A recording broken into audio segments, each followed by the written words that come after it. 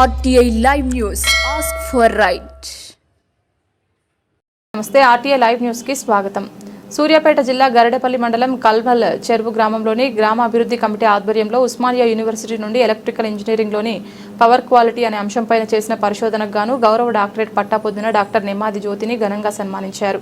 ఈ సందర్భంగా సన్మాన గ్రహీత మాట్లాడుతూ నేను ప్రొఫెసర్ మంజుల పర్యవేక్షణలో చేసిన పరిశోధనకు యూనివర్సిటీ వారు నాకు గౌరవ డాక్టరేట్ PhD ప్రదానం చేయడం నా విద్యాభ్యాసంలో నా తల్లిదండ్రులు నెమ్మాది పుల్లమ్మ వెంకటప్పలకు, అన్నయ్యలు వెంకటేశ్వర్లు, నాగయ్య, శ్రీను, నా భర్త అమరవరపు రవిలు నాకు ఎంతగానో తోడ్పాటు అందించారు. వారు అందించిన సహకారం నేను మరవలేనిది. ఆడపిల్లలు పుట్టడం మన అదృష్టంగా భావించాలని, వారి భవిష్యత్తుకు మంచి పునాదులు వేయాలని, ఆడపిల్లను పుట్టనిద్దాం, చదివిద్దాం, ఎదగనిద్దాం, దేశానికి ఉపయోగపడే విధంగా వారి భవిష్యత్తుకు నిర్మాణ బాటలు వేయాలని కోరారు.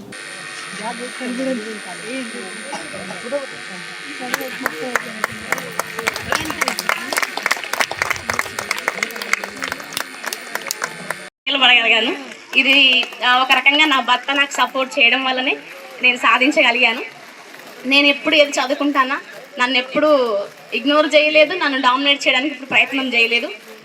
తను ఎప్పుడు నాకు ఎడ్యుకేషన్లో నువ్వు చదువుతావు, చదవగలవు, చదువు ఇదే చెప్తారు.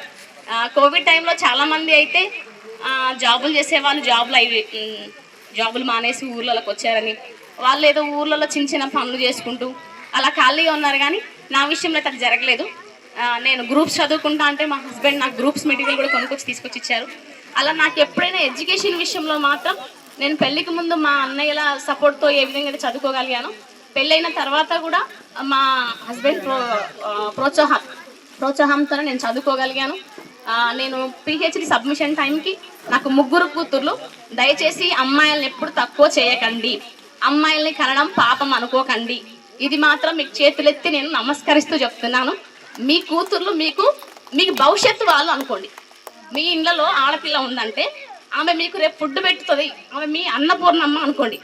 అప్పుడు మాత్రమే మీ కుటుంబాలు బాగుపడతాయి. ఇది నేను చెప్పగలను. మా ఇంట్లో 3 అన్నయ్యలు ఉన్నాను. హయ్యర్ ఎడ్యుకేషన్లో ఉంది నేనే.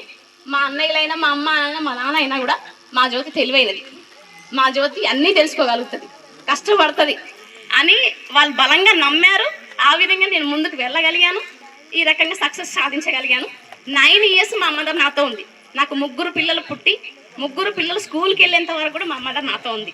మా అన్నయ్యలు ఆ రకంగా నాకు సపోర్ట్ చేసి మా ఫాదర్ని మా అన్నయ్య దగ్గర ఉంచుకోవడం వల్ల మా మదర్ నా దగ్గర హైదరాబాద్లో నాతో 9 సంవత్సరాలు ఉందండి.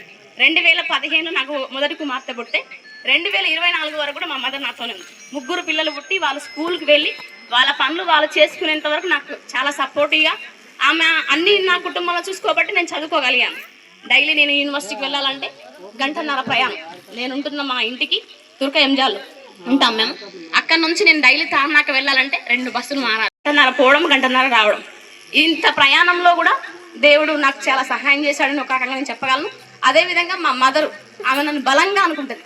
నా కూతురు నాకు బలం అని చెప్తుంది, ప్రతి ఒక్కలా చెప్తుంది అనమాట. మా కూతురు ఇది సాధించింది, మా కూతురు నాకు ఇది చేసి పెట్టగలదని మా అన్నయ్యలు కూడా తీసి పక్కన పెడుతుంది, నన్నే బాగా చూసుకుంటుంది. అందువల్ల నేను ఈ స్థాయికి రాగలిగిన. నాకు 3 కూతుర్లప్పుడు చాలామంది అన్నారు, నువ్వేమన్నా ఫూల్వా, PhD చేస్తున్నావు, 3 పిల్లల్ని అన్నావు అన్నారు. కానీ నాకు మా అమ్మే ఇన్స్పిరేషన్.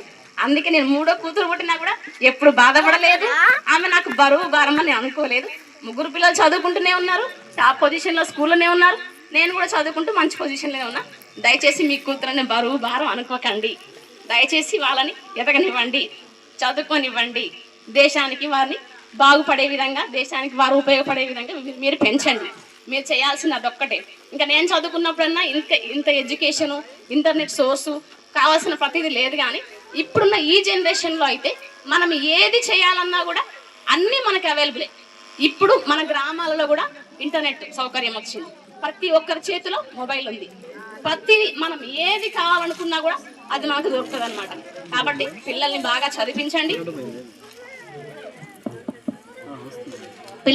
చదివించండి. వారు అసలు ఏం చేస్తున్నారో వాళ్ళతో ఫ్రెండ్లీగా ఉండండి. ఎస్పెషల్లీ మదర్స్కే నేను సజెస్ట్ చేస్తున్నాను. నేను నా 3 కూతుర్లతో ఒక ఫ్రెండ్ లానే ఉంటాను. ఈ రోజు కూడా నా కూతురు కోసం నేను ఈ ముగ్గుల పోటీలో పాల్గొన్నాను. కాబట్టి మీ పిల్లలతో ఒక ఫ్రెండ్లా ఉంటే వాళ్ళు ప్రతిదీ మీతో షేర్ చేసుకోగలుగుతారు. అది గుడ్డా బ్యాడ్ అనే సెకండరీ.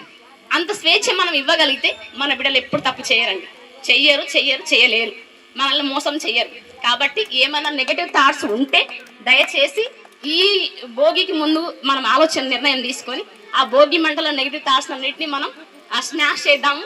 ఇక్కడ నుంచి మన బిడ్డలు ఎదగనిద్దాం, చదువుకొనిద్దాం, వాళ్ళని సమాజానికి పనికొచ్చే విధంగా పెంచుదాం.